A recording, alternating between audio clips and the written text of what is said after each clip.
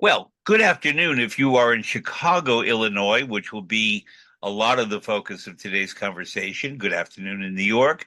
Good evening if you happen to be in Barcelona, Spain, Milan, Italy, in the Austrian Alps, where Gustav Mahler might have been hiking every summer, or by the lakes of Austria. And greetings, frankly, to people all over the world who listen to Fred Plotkin on Fridays on Adagio, the place where classical music happens. Adagio, as you know, is a video and audio streaming platform dedicated to supporting artists and to making classical music and opera available to music lovers all over the world. My guest today is a gentleman whose work I greatly admire, but we've never met. We've never spoken. We exchanged one brief email in preparation for meeting up today, but we really don't know each other. And today being July 11th of 2025, he's busy conducting, as conductors always are. But I mentioned Chicago, Illinois specifically because Enrique Mazzola, my guest, is the music director of the Lyric Opera of Chicago. What Enrique does not know, because we've not spoken, is that was the first opera company I ever worked at. I was 16 years old, and a lot of my original formal training as an opera worker happened in Chicago, even though I'm from New York. And it's a very dear company to me. I knew Bruno Bartoletti, artist Kranick, everyone who was at the Lyric Opera, basically from 1954 to about 1994, or even a little later, Bill Mason. I knew them all. And it's a really wonderful company. One thing I can tell you is that I met Tito Gobi there, and Tito Gobi became my teacher. And had I not met him in Chicago, I'm not sure I would have met him in New York. But Tito Gobi was a magnificent artist, but also a fantastic teacher. So, Enrique Mazzola, I love the Lyric Opera Chicago. I've been wanting for a long time to have a guest from there, and you're music director, so you're the perfect person to have. So, welcome. Thank you. Thank you for having me here. Now, I have just a couple of questions for you before we get into music. I know you were born in Barcelona, but you are described as an Italian conductor. Do you have how is it that you were born in Barcelona? I was born in Barcelona because, let's say, my family rotated around the Liceo at the Opera House of Barcelona. And then my family rotated more around Scala. So actually, I arrived in Milano, I think I was almost 5. Therefore, in a few months, I started my primary school in Milano, and I switched, like kids only can do, automatically from Spanish language to Italian language. And I grew up with, let's say, an Italian brain. Yes. I like a Catalan brain too, but an Italian brain is great. But when you say your family rotated around the Liceu, what were they doing? So my grandfather was principal oboe. My grandmother was principal harp at the Liceo. They were, musicians that in Italy, after the Second World War, didn't find enough work in Italy. There was a lot of reconstruction of bombed opera houses. So a lot of people actually, very good musicians, left Italy in the afterworld. And they settled in Barcelona, in the Liceo. In a period in which the Liceo was actually upgrading the quality of the musicians, and they settled there. Yeah. So I didn't plan to tell this, but I will tell it. I've been to thousands of opera performances in my life. I've worked in thousands of opera performances. It's hard to say what the greatest was, but if I had to pick the greatest opera performance I ever attended, it was at the Liceu in Barcelona. And I'm guessing it was 1979, so I was a very young man. And the opera was Umberto Giordano's Andrea Chenier with Montserrat Caballé and Jose Carreras. Now, that was the time when Catalunya, the Catalans were not allowed to speak Catalan. They only spoke Spanish. Well, 79, we were already allowed to speak Catalan. Well, it was just beginning, because what was particular about this performance was it was the first time the program was printed in Catalan. And you had two great Catalan artists singing on the stage. And the audience was very prime for a great performance. And it was the first time the people in the audience were speaking Catalan to one another publicly, as opposed to Spanish. My English, of course, is good. My Italian is good. My Spanish is pretty good. My Catalan does not exist. And I wanted to speak Catalan to people, but I couldn't. But there was an energy in the theater that night that Yeah. when the two of them came out as Catalan artists and they began to sing those wonderful duets, and Carrera sang the wonderful poetry of André Chenier, and then the final duet, Vicino a te, Saqueta, and so on, and then Viva la Morte Insieme. I have never heard an ovation like that. I've heard Birgit Nielsen, I've heard Joan Sutherland. I've never heard an ovation like that night, the way that theater rocked in Barcelona. And it was a fantastic performance. I can And imagine. I knew Carreras a bit. I had not yet met Calvier. But it was just such an extraordinary event, and I was a young man. And that really it put me on the path for opera. Yes, I had already worked at the Lyric and Bologna, La Scala, and other places, but somehow that night crystallized for me everything that the opera experience could be.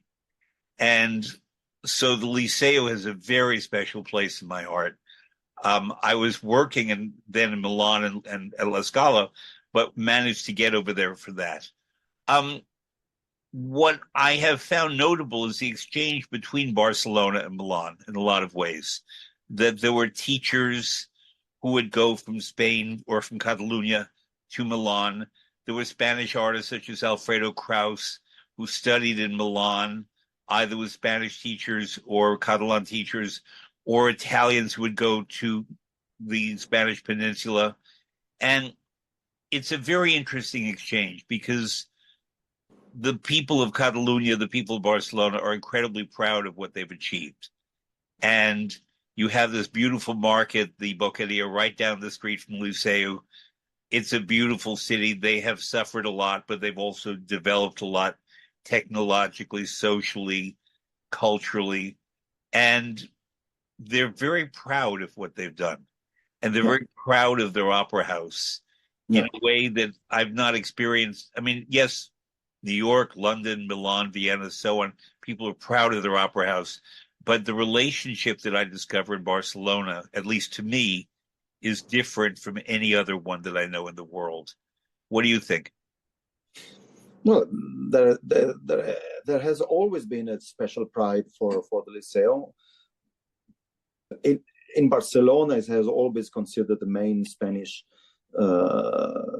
opera house, yes, in opposition to, of course, to the theater in the opera house in Madrid. The Real. Yes, yeah. That of course is connected to a big pride about Catalan cultures that came through decades of forced silence of Catalan culture through the regime of Franco, and that literally exploded with the death of Franco, with the beginning of the democracy in 1975. And I would say Liceo is a symbol of this Catalan Renaissance. Yeah. And when they had a terrible fire there, the people just began rebuilding right away. There was no question. Even bigger. One block more. Right. La Fenice in Venice, the theater I love, but it took years to get it up again and decide how to rebuild it. In Barcelona, there was still smoke, and already they were talking about how to rebuild the theater. Correct. Which is remarkable. So you took your Spanish brain, it became an Italian brain when you moved to Milan. How early were you sort of in the circle of La Scala? Oh, I was 7. I was 7 because when I was 7, I auditioned to enter the children chorus, and I entered. So my first opera was Alban, Berg, Wozzeck, and Abbado was conducting it. And so what year was that? Sorry? What year was that? Uh, I can't remember. It was 75, 76, Okay. 75. Yeah. Yeah. And I enter in the chorus to sing, the final ring, Rosenkranz. And suddenly Abbado enters in the chorus room and he said, "Hi, everyone. So today I would like to audition who is going to sing Hop, Hop, Hop, Hop, the Maria's Kinder." Yeah? And he starts, yes, from left to right. I was more or less in the center, but I was thinking, okay, I just entered 5 days ago in the children chorus, so he will never pick up. Probably he will jump, even he will skip me.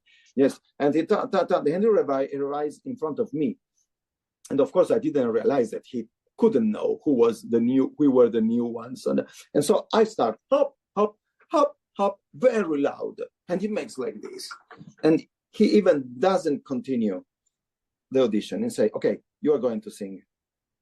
Wow. Maria's Kid. So actually, my first opera, when I entered the children chorus, I became immediately solist of the children chorus. Well, this is something else you and I have in common that we could have not have known. My first opera was Alban Berg's Wozzeck at the Metropolitan Opera, not as a performer, but as an audience member. And the reason we went is that my cousin, a girl, Alice, was Marie's child at the Met premiere with Eleanor Stieber and Herman Uda in the cast. And many people think that Wozzeck is a terrible first opera for a child, but I was completely taken up with it. I was 3 years old. It's difficult. It's difficult, but it's difficult, and maybe for a kid, in a way, is terrorizing. I mean, what I remember is that there is a big interlude, yes, before the end, and there is this massive crescendo leading to this big timpani, pam, pam, pam, pam, and I was literally terrorized every time I arrived. So because all these low frequencies there were really going through my child body. Yeah. But I have to tell you something more about this 7 years old Enrique. So very often I had to go backstage to wait my entrance on stage, yes, and like every opera house, there are many monitors with the conductor, yes. Monitors are for a call from backstage to maybe something to synchronize something backstage with the conductor. So there are a lot of monitors. At the time, of course, they were black and white monitors. And I have to say that I was staying almost the entire opera watching this strange man, pale face, a small triangle of white, all the rest black, and sometimes the white of the hands and of the baton. Of course, I didn't know that Claudio Abbado was Claudio Abbado. I knew he is the man who is conducting, who is the magic. I knew it, but I didn't know that it was Claudio Abbado. But what I knew it is when I finished my performances of Wozzeck, I decided inside myself, I will do what this man is doing in my life. So, and from that moment, I really guided my life in the studies, in the idea, in the intentions to be a conductor. So I knew him very well. He was one of my teachers. I loved him. He was my favorite conductor. I have other favorite conductors, but I always say if I have to pick one, it would be Claudio Abbado.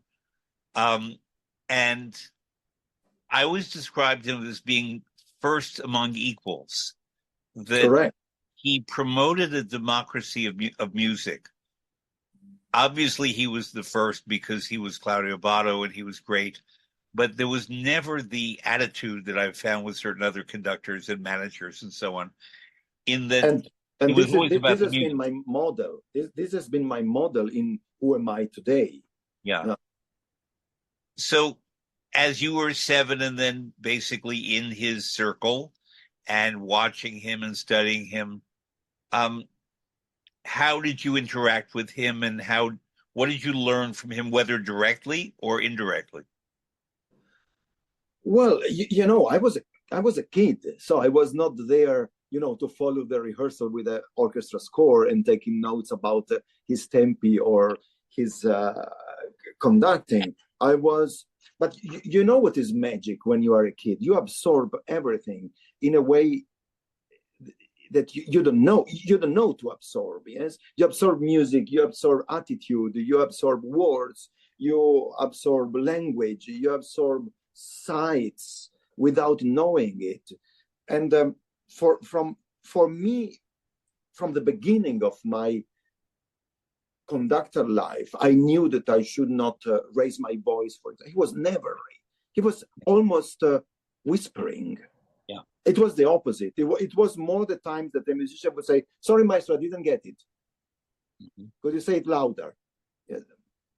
And I remember sometimes also say, "Okay, doesn't matter," because maybe it was just a small detail, and he was just explaining everything with the arms. So I absorbed this thing, explain with the arms. Yes, don't raise the voice. Be focused on the issue and don't navigate around the issue. Still, I remember that Abbado was a little bit navigating around the issue because he was never the person able to say, "Okay, second oboe, this is the problem." No, he was saying, "Okay, oboe, could you check the intonation between you?"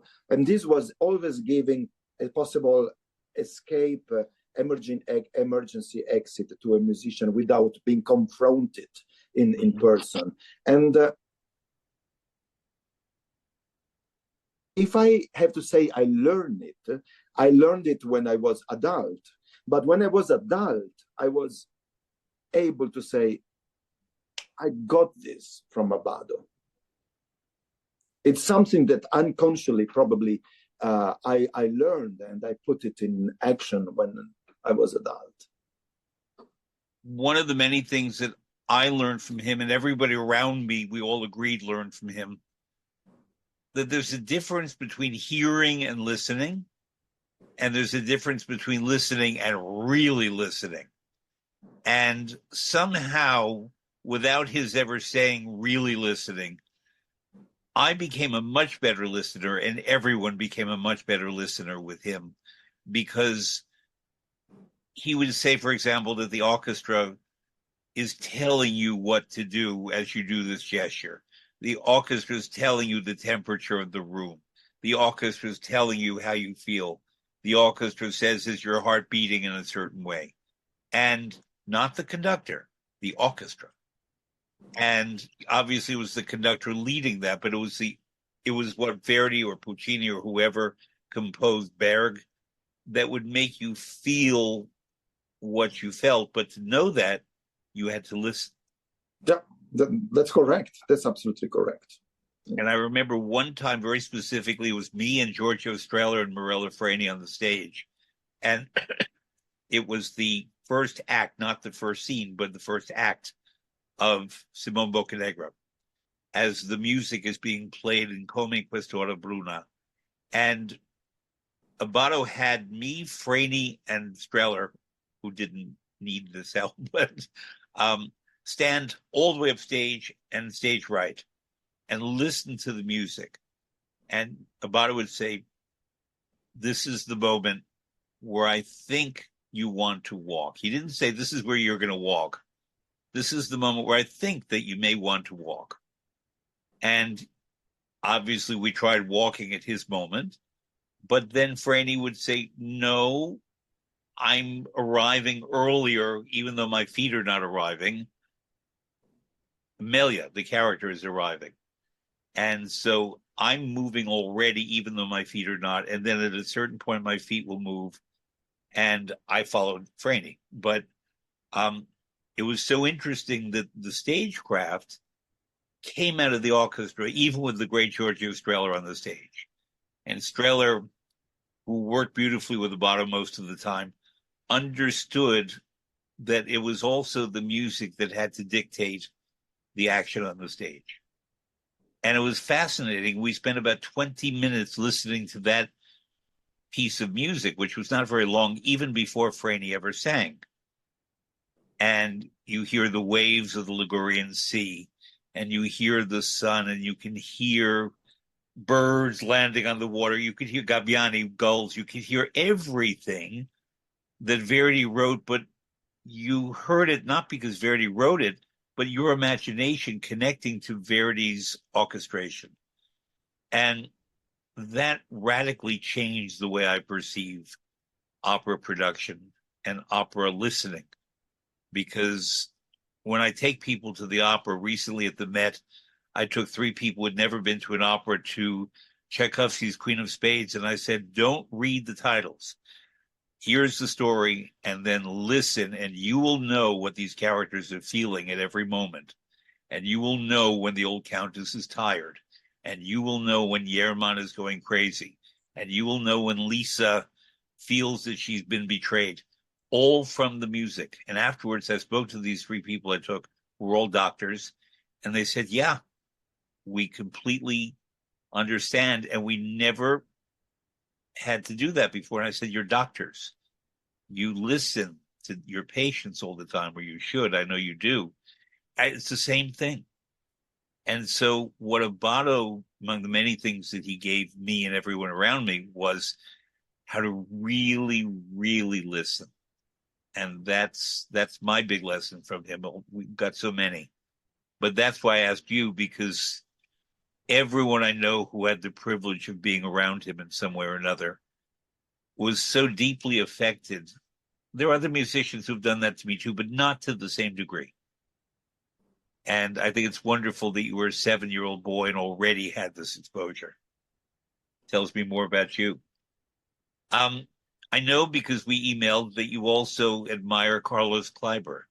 Oh, yes. Mm-hmm. What is it about I did Otello and Bohème with him in Scala. Ah. And what did you do? We talk about working with him. Well, you know, another conductor that was making magic. So I was used at a certain moment to Abbado, and then I get to see this funny person in the podium, and he has all. When you say funny, do you mean humorous or strange? Yes, he had always this half smile on the podium that Abbado very often didn't. Right.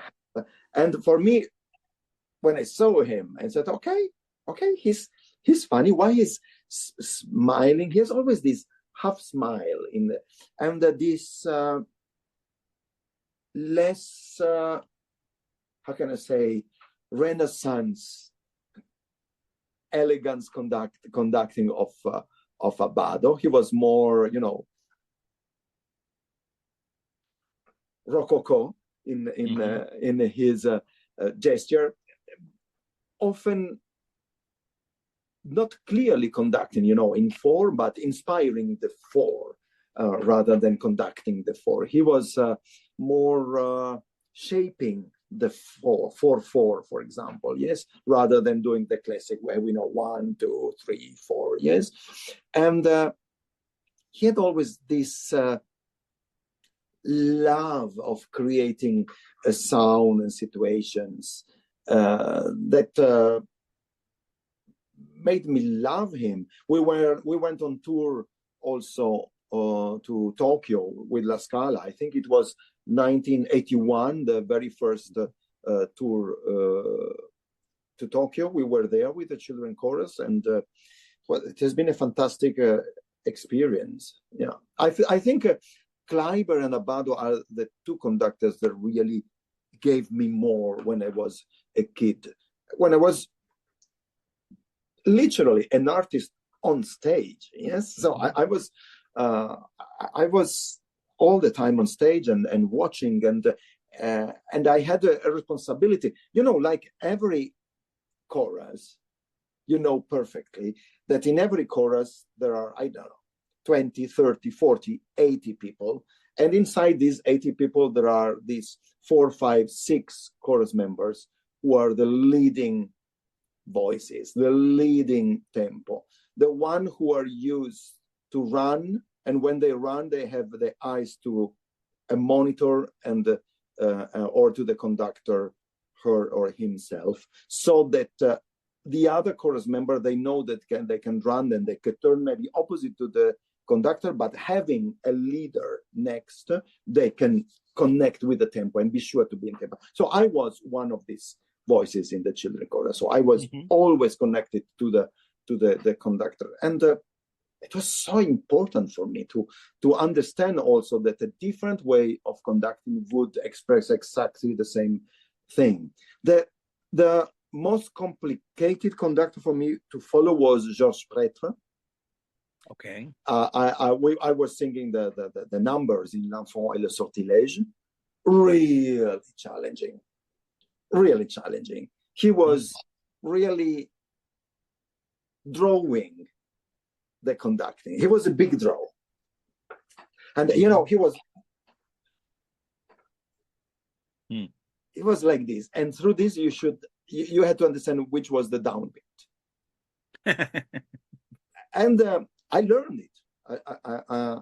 I learned it. It was great, but he was only giving inspiration, just color, everything, a color, something like this. It was really beautiful, but it was such an inspirational experience. Yes. Do you think that a conductor who's working in his or her own language or out of his or her own culture, which is to say French culture, Russian culture, whatever the country, works differently gesturally than if they're working, say, in English, if you're an Italian, in terms of what the hands will say? Yeah, no, I don't think so. I don't think so. It's not about the national language. It's more about now we have lost a little bit, but still about the school. Yes, I mean, still you can say, because today there is clearly a Finnish school, which is very strong. You like or you don't like. There is an Italian school. Is very connected to the opera. Yes, I would say I belong to the Italian school, as Muti, as Abbado, as Daniele Gatti, as Rustioni. This school, and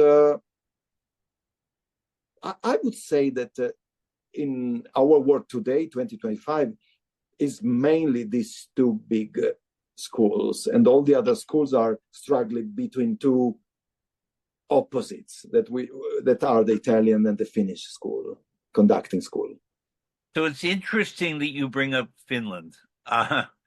It's a country I know very well. I've worked there a lot. I've taught at the Sibelius Academy. I've worked in Savonlinna. There was this gentleman named Leif Segerstam. I don't know if you ever knew him. Leif Segerstam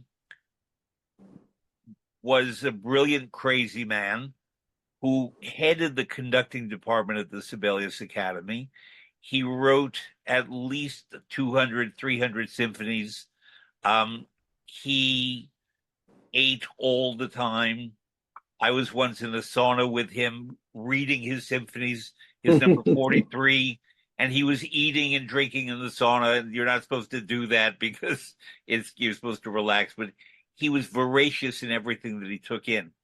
And he spoke very, very fast. And he was controversial. I once saw him in Helsinki conduct all 9 symphonies of Beethoven in a day, where he would just change his black T-shirt and go back and forth. But if we talk about who structured what you're talking about, this strong Finnish approach, I think part of it was Leif Segerstam. Obviously, we have all the great Finnish conductors who took their own path, Esa-Pekka Salonen and many, many more. Many of them became composers. And it's certainly a powerful force. But I'm intrigued, and I'd like to know why you say that the two big schools are either Italian or Finnish. Well, first of all, because I don't see a really other big schools. I mean, there is a German school. No, not really. There is a French school. Not really. I mean, it doesn't mean there aren't great schools. I mean, Conservatoire Supérieur de Musique in Paris is a great school. Yes, in Berlin you can study very well. In Vienna you can, but you see, there is not a conducting Vienna school today. And I would say the two schools are very focused on what they are doing. Yes, one big symphonic school that is now, I mean, the Finnish school, and the big operatic school that is the Italian school. They usually don't mix very much. I would say that the Finnish school is really not creating any great operatic conductor. Mm-hmm. And the Italian school is creating fantastic operatic conductors who are sometimes also great symphonic conductors. One school is dedicated to the precision, the finish, to the analytical reading of the scores, and the Italian is more about the big line, the big perception of the arch of the composition, to the espressività, to the color, to the rather than the technique. Yes, my way of conducting also takes very much in account the beauty of the gesture. So Italian school in opposition to the efficacy of the gesture, the Finnish school. Still, we Italians, we believe that a beauty of the gesture creates beauty. And so you understand, so these are two very different way of thinking the art of conducting. I love what you're saying. It's making me think a lot about it, because I love Finland a lot, and I've had many wonderful working relationships with Finnish conductors and singers and producers and so on. I know exactly what you're saying. And I know how certain Finnish singers like Harita Mattila could completely give herself to a more Italian approach, but not be Italian, but mm-hmm. nonetheless be more passionate, more open than certain Italian singers because of who she is and what she brings from the North. I once worked on a production in Helsinki of a revival of Dario Fo's Il Viaggio a Reims that was done in Helsinki, and it was very confusing. It was very wonderful, but it was confusing. And two more different styles I could not imagine, except that here's one thing, because Finland is a very egalitarian country, and you're allowed to walk and go wherever you want. Finland has magnificent berries and magnificent fungi porcini mushrooms, mm-hmm. and anyone can walk and gather the mushrooms where he wants. So there are many Italian restaurateurs and mushroom sellers who fly to Finland and go for long walks in the Finnish forest, gathering fungi and bringing them back to Italy to make in Italian restaurants. I'm not kidding. And the Finns come to Italy. Sibelius, for example, very famously spent a lot of time in Liguria and in Rapallo, and drew that Italian air, that color, that calore, that warmth that you would find that was different from something in the northern countries. And so now I'm going to have to think about this for the next 2 months, and I'm going to call you up. We're going to have another discussion about Finland and Italy. But I see your point completely. So we're going to get to Chicago, I promise, because it's very important.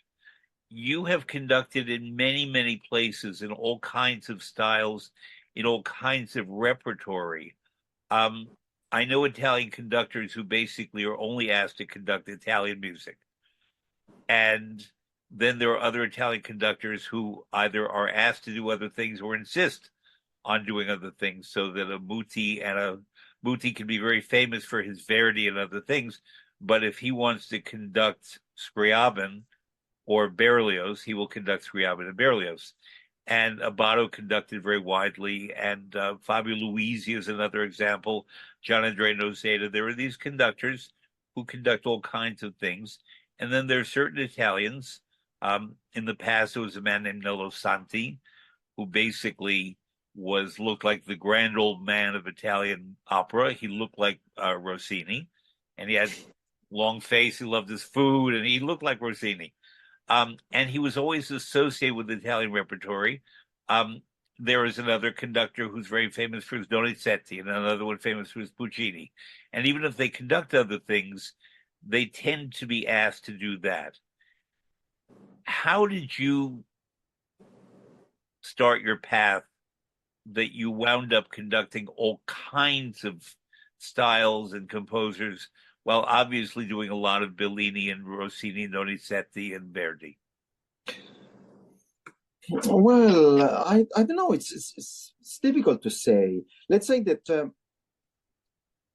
in some way, I just generalize. Yes, in some way, I became famous in the opera world through bel canto. Yes, because I really wanted to do a bel canto revolution to reset the rules of how we perform bel canto. In some way, now it's many years that I've done this. So, I love to explore everything around bel canto. And when you think what is around bel canto, you start to understand, okay, Beethoven's Fidelio is a masterpiece that in some way also influenced bel canto. I've done the big Freischütz in the Bregenzer Festspiele, and also there is so much bel canto. So I've done here, for example, Hollander, yes, the Flying Dutchman, in which actually there is so much bel canto because Wagner was admiring so much Bellini. So you understand there are outside of bel canto so many milestones that you have to really necessarily go through. And if you want more, I do these things that are around the world of bel canto, and more I go outside bel canto, because my exploration becomes wider and wider.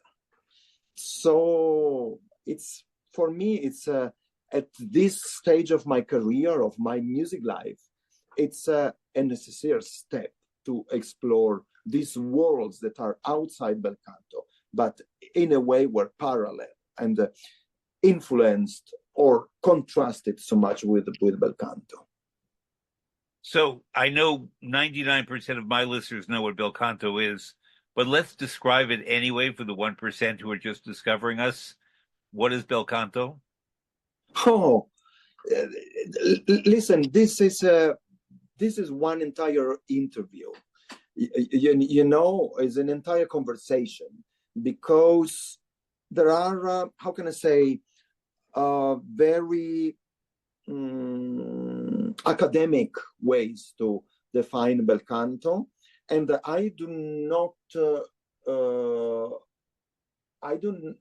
consider bel canto through any of the academic. You go in a dictionary, you go in a vocabulary, or and you read what bel canto is. I don't find myself in any of these definitions. So can you give me just 60 seconds to create Yes. my definition? Bel canto is the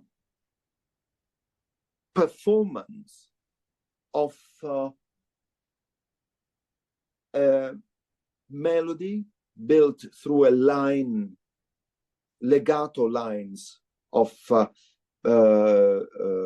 notes that create a beautiful music, so the melody, which in an opera need an accompaniment of orchestra, which accompaniment is reduced to the minimalistic terms, so that these terms give the sense of the harmony.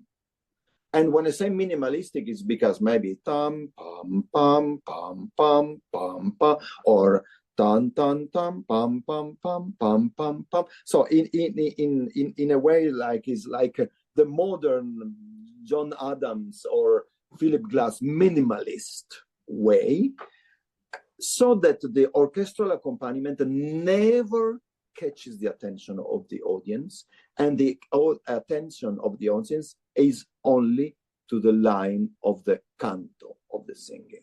So the magic of this hidden harmony is that supports the melody with never overstepping, never entering in the melody. And the rules of this melody is that this is a non-stop legato melody. So this is for me the definition of bel canto. Of course, all these give you a sense of love, a sense of sentiment, a sense of a big espressione that you cannot give in different ways. So that at the end of the story is a compositional way to attract the attention of the audience. Said this, you find bel canto from the early Mozart, or if you want the Neapolitan school, of course, of the end of the 18th century, through probably so many composers of the 20th centuries. I mean, even when I conduct Puccini, I isolate moments that are pure bel canto, or I conduct Wagner, I isolate moments, and when I conduct and I'm there, I'm thinking, okay, but this is just bel canto.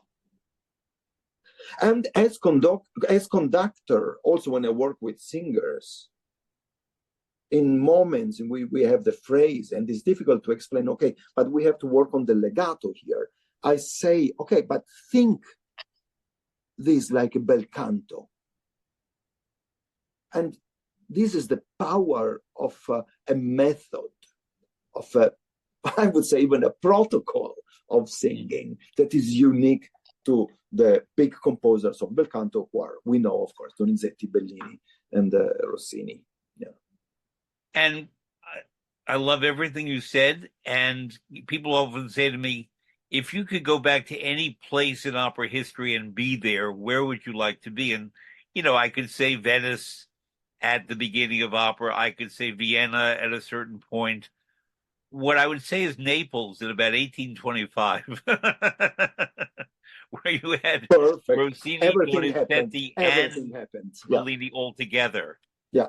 And they were all competing and all figuring out different ways of doing the same thing. And they had a group of singers that they worked with, and they built their music on those singers. And the food was good too when there was not cholera. Yeah. It was a magnificent place to be. And the next destination for bel canto would be a few years later in Paris. In Paris, yes, I agree. So, but that brings me to another question, that I think an argument could be made that a lot of the French composers who came into contact with Rossini, Donizetti, and Bellini, but especially Rossini, went off in their own bel canto direction, like Auber, for example, but many. And that until the French found their own more declamatory style, we're not talking about Gluck and the older style, but the more, let's say, 1840s, 1850s style, that it really was sort of imitation bel canto with a French accent. Yeah, well, Auber, for me, Auber is a bel canto composer. Yeah. And Meyerbeer, I mean, the king of the Grand Opera, he was a master of bel canto before going to Paris. Yes, so of course I've done this big Meyerbeer cycle in Deutsche Oper Berlin. So for me, it was the discovering of Meyerbeer was actually put another brick in the history of bel canto. So would you ever think of doing, I believe it's Auber, Manon Lescaut, and then the Massenet Manon and then the Puccini Manon Lescaut? I don't think they've ever been done together. You could even build the same scenery and sort of have them in repertory. Maybe not in Chicago, but in a different place where that would be in a festival setting. Yeah, it would be nice. Yeah. I would love to see that because I think that the Aubert is a great missing opera that that one needs to be rediscovered a lot. I completely agree. Yeah. So now, because I do want to focus on Chicago a lot, because I love the Lyric Opera of Chicago, I love the city of Chicago. How did you wind up in Chicago? How did you first get there? And you built this relationship with the company, and then you've been asked to be its music director. That's a very prestigious position. It's a very exciting position. For people listening out there who do not know, I'm a New Yorker. My second favorite American city is Chicago. They have many wonderful things in Chicago. It's a great city. It's a city that honors tradition. It's a city that is very courageous. It's very open-minded for the most part, and very industrious and very corrupt sometimes, but so is New York. And it's a very colorful, exciting city. And because for many years it was known as the second city, not Los Angeles or Dallas or Atlanta or other places like that, it was New York and Chicago. That if they had something better in Chicago than we had in New York, they always let us know that. So it might be their basketball team, the Chicago Bulls. It might be that Maria Callas made her American debut November 1st, 1954 in Chicago, even though she was a New Yorker. Any number of things. The Chicago Symphony, when that Gerrit Schulte was often called the greatest symphony orchestra in the world. The Art Institute of Chicago is a wonderful museum. I don't know how closely you've looked at the facade of the Art Institute, but they have inscribed the names of many artists, and they spelled Michelangelo wrong. I always like to point that they spelled it Michelangelo and not Michelangelo. But it's that kind of pride that the city has that's like the Barcelona pride that I was talking about. Yeah, yeah. That it's, a second city, but nonetheless, it's a magnificent city. Yeah, but I don't know. I have been also many times in New York and conducted, and I don't feel or maybe there is somewhere, but I don't feel in the spirit of the people, this spirit of the second city. I would say that in the people of Chicago today, there is sometimes the challenge of the first city. Chicago is going very far with the cultural institutions. Of course, I'm a little bit biased because I'm here and I love everything that I see in this city. But sometimes through ambitions, we build something even bigger than what we imagine. And what I see is that in things that happen with our colleagues of Chicago Symphony, things that happen here at Lyric, I can easily say and seeing what happens around the world that there are the moments that Chicago become maybe temporarily number one. I agree. You know what I mean? There are some exceptional moments in which you would say, okay, now we have done better than any other opera house in this moment for this aptitude, for this show. And so there is this spirit of challenge that is unbelievable. It's strong. It's really in the people, in the donors, in the patrons, in the I agree. That's exactly what I'm saying, and I find it kind of wonderful, that passion, and it's like the Barcelona passion. Yes. That there's great pride and identity in who they are. And when I said the second city, it's because historically in America it was known as the second city. Yeah, I know.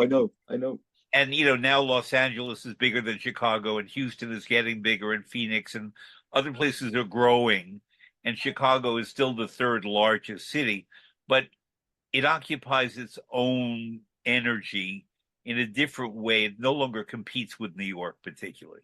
There is really unique energy in this city. Yeah. And makes me so proud to belong to this city. Also, the coordination between the different communities, the desire of having art for everyone, really makes me so proud of being here in Chicago.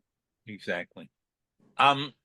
When did you first arrive? What was the first thing you did at the Lyric Opera of Chicago? It was here for Lucia di Lammermoor in 2016, I think.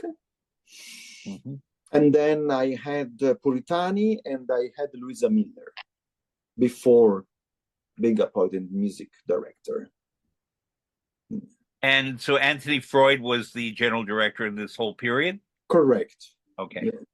And he's either leaving or left. I'm not quite certain where his status is now, but He retired. left. We have a new general director, John Mangum. That's right. Mm-hmm. Yeah. That's right. And so because I'm trying to think how to say this really correctly for the audience to understand. Chicago, the Lyric Opera of Chicago, let me take it back further.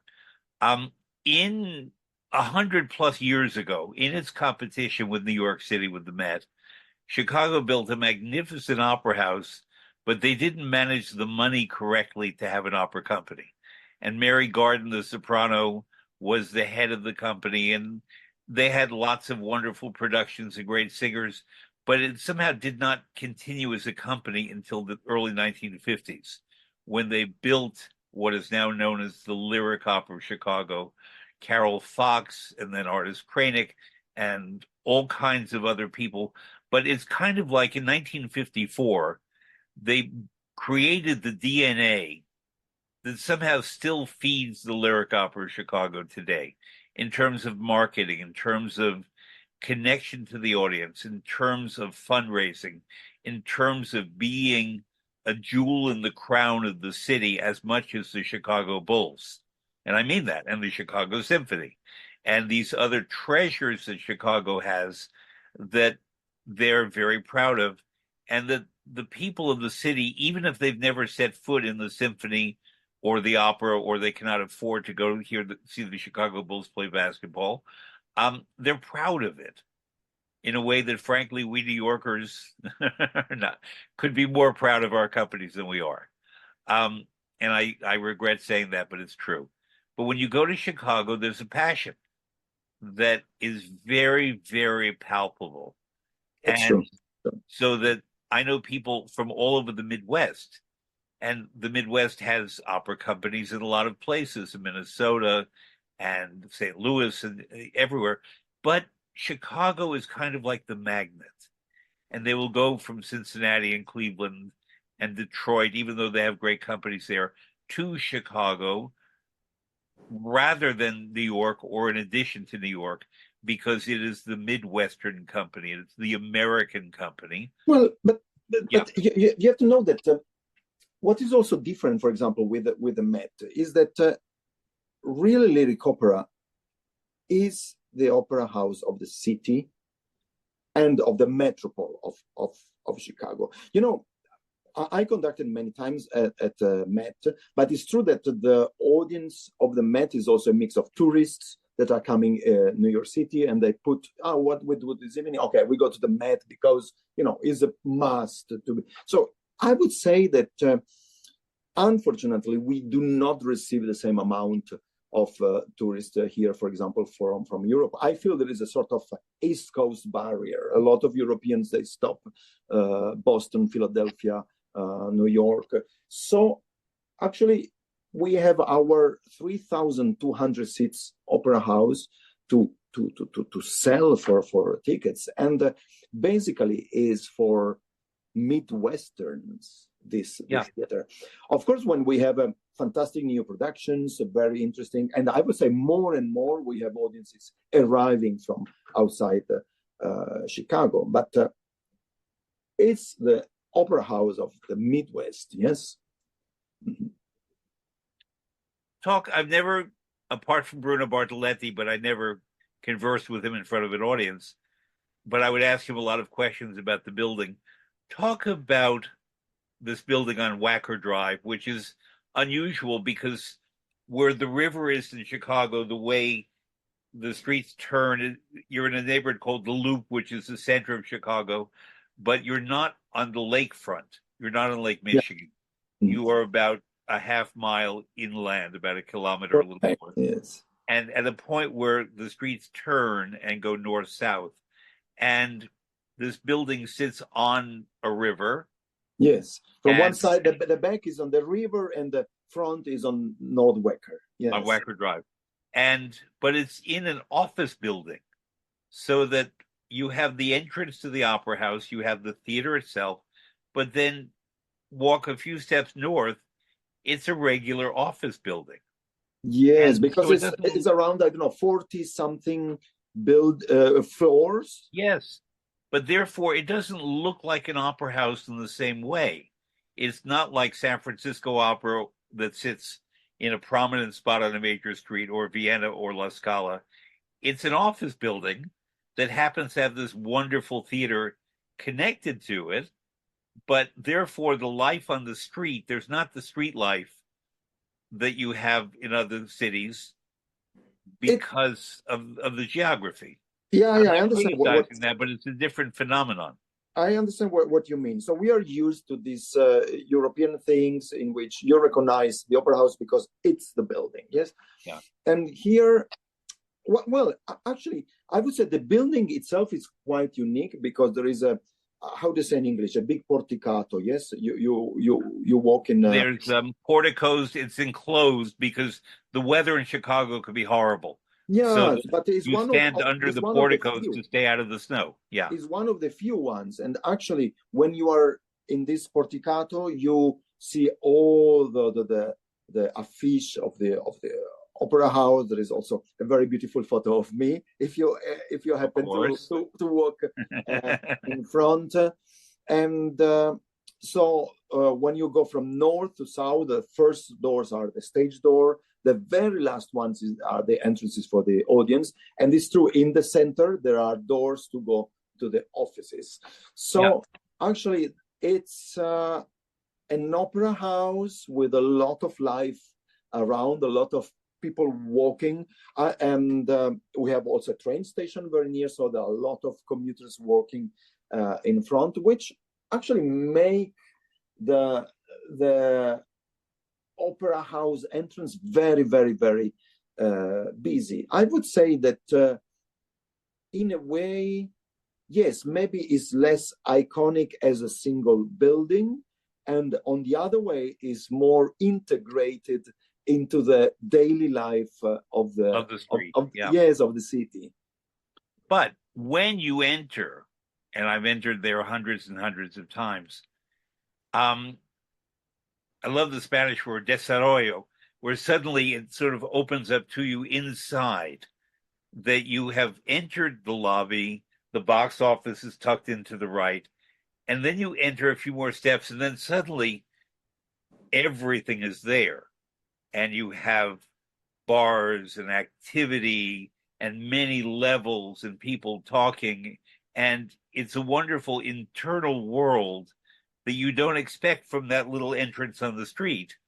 And then you turn to the right and you have the theater, and then you enter the auditorium, so that unlike many other theaters where you go into the building and you go straight to the theater, here you enter, you look up, you walk up, and you enter the theater to the right. It's a beautiful theater inside, and I love the acoustics, but I've never spoken to a conductor about conducting in that space. What's it like to conduct in that space of the Lyric Opera House? Well, you're right. The acoustic is really special. Of course, the first worry is, okay, it's so big. Can they hear the singers? Yes, very, very well. So the orchestra, you have to be a little bit careful to the balance of the orchestra, but when you know how it works, this balance, it's really very good. Of course, singers should not be too much upstage. This may create some acoustic problems. Also, it's not very good if the singer sings toward the backstage. So it's always better to find an angle, at least if not a frontal, at least an angle to have the voice. But it's magic how good is the acoustic. Yeah. There's another many distinctions about that theater that I love. I don't know what Anthony Freud did, but in my time when I was a young man and learning, Artis Kranick was the general director. And Artis Kranick was a large Midwestern lady and very charismatic and very decisive, wonderful smile, but very firm. And every general manager and every general director I've ever known, apart from Artis Kranick, would sit in a box, would sit tucked away somewhere. Artis Kranick would walk down the aisle of the orchestra, the platea, the main level, and go all the way to the front and sit in the front seat over the conductor's left shoulder. And until she arrived and sat down and everybody saw her, the conductor couldn't conduct. And I don't know what Anthony Freud did. He continue that tradition. I don't know if Bill Mason did either. Well, I would say this is the tradition of the general directors. Also, John Mancom today, he sits front row next to the conductor. So what's it like? And I don't mean in terms of pressure, because you do a great job, but I mean in terms of as the Italians would say, la politica del teatro per il pubblico. In other words, not how you and the general director get along, but what the public expects to see. How do you experience that? I mean, I'm not saying it's good or bad, but it's clearly, in my experience, unique in the world. You mean to have the general director sitting in the front row? Yes, with the conductor practically. It's kind of like the two figures are there for the public. I mean, I think it's very important. Yeah. I mean, who is watching us know very well that the American cultural system is supported by big sponsors and donors differently from Europe. So in Europe, probably general director has every possibility to stay in a box or on the upper seats. But I mean, the presence of a general director between the major sponsors during the shows, I would say that is a very important thing, is a very important sign of presence, of confirmations. Also is a way of show a gratitude for the sponsors. Yes, every time I step on my podium, I remember that I'm able to do music, that we are able to do music, because there are tens, hundreds, including also all the small sponsors, thousands of people who support our cultural idea. And for me, it's very clear. And when I enter in my podium, I bow, I see my major sponsors smiling to me. So for me, with the general director is a way to be grateful for their generosity, for their presence. We have sponsors who are so loyal to us, who are so present in our, I would say, even daily life during the season. And our exchange, making music, being together, spending time together, it's what make lyric opera so strong in this moment. I completely agree. The only thing I'm saying is, in New York, in Washington, in San Francisco, in Los Angeles, in Dallas, and Houston, all the other major companies, and I'm leaving some out, but they're everywhere, Atlanta, you don't see the general director, the general manager sitting out with the public. And I think it's great. I'm not not criticizing that. I think it's great, but it was Artist Kranick who began that. And, at the Met, the general managers from Rudolph Bing to Anthony Bliss to Bruce Crawford to Joe Volpe to Peter Gelb have all sat in boxes in the parterre, either box 13, 15, 17, 19, one of those boxes on the left side of the theater. And they're there, but it's not that we see them. Most of the public doesn't see them. In San Francisco, unless something has changed, they have a box where they may sit or they may be backstage, all of which is fine. But only Chicago, in my experience all over the world, do you see the general director where everyone can see him or her. Yeah. And I think it's very exciting. And it points to something you talk about, the solidarity and the emotional connection that Chicagoans have to their company, which I love. And, if I go to see a show, it happens also. Yes, maybe when I'm conducting something at the same time, there is a show with another conductor. Me too, I'm sitting, near to our sponsors, between them. It's a way to feel, to create a life together. And I have to say that this community sense of belonging to lyric opera, because belonging is not only the artist, only the people working in the administration, is the audience, the patrons, the sponsors. There is a very big sense of belonging. There is. Opera. The Ryan Center is your educational arm, and that's a wonderful program. And I've known many young artists, no longer necessarily young, who have come out of the Ryan Center, gone on to become major world stars. I've known many singers from Chicago who make a point of singing in Chicago. Sandra Radvanovsky, Deborah Voigt in the past, Matthew Polenzani, many, many more, because it's Chicago. Quinn Kelsey is originally from Hawaii, but very strongly feels Chicago. And when you talk to these people about Chicago, they get this nice glow about them that's very particular because they're moved by what that company represents. Yeah. And, I didn't, when I began talking about Barcelona at the start of the conversation, I didn't plan to link Barcelona and Chicago, but there's a lot to what I'm saying. So that audience in Barcelona, when they heard Catalan singers, responded in a powerful way. Similarly, Chicago singers, people who have done Chicago proud, are made very, very welcome there. Not only, everyone is.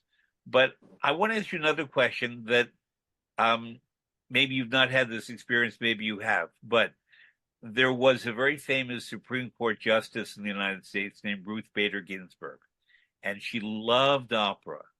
And she and her husband, who was a lawyer, had 2 children.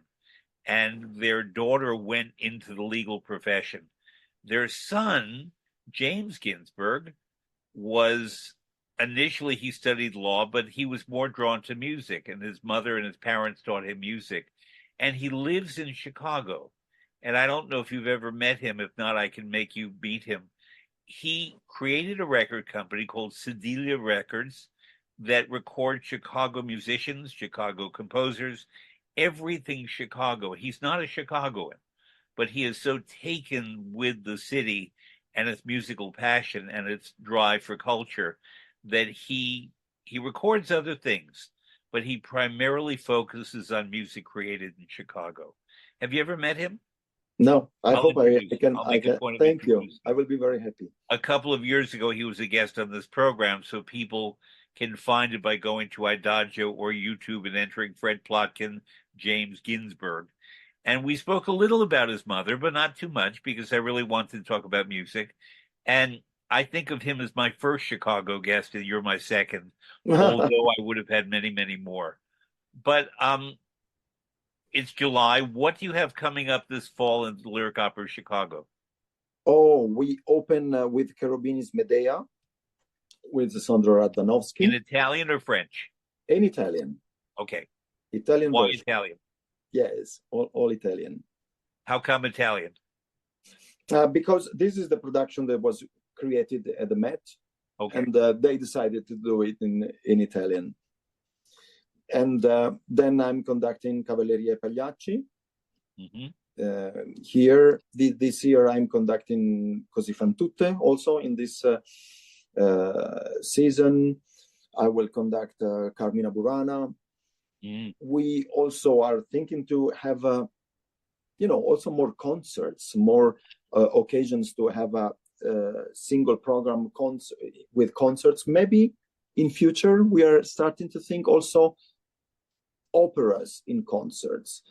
Maybe some titles that it would cost too much to create a staging, yes, but an opera that is worth to have. Just an example, yes, I did the Freischütz in Kleinburg. It's very difficult to imagine to have a staged version of Freischütz. Why not having Freischütz in concert, for example? Yeah. So I'm going to propose two for you. They're both French operas. One of them we mentioned is Manon Lescaut by Aubert.